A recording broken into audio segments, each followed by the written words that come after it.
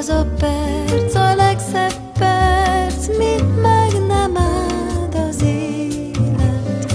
Az a legszebb csók, mit el nem csókolunk. Mindig az az álom volt a szép, mely gyorsan semmi vélet, amit soha többé meg nem álmodunk.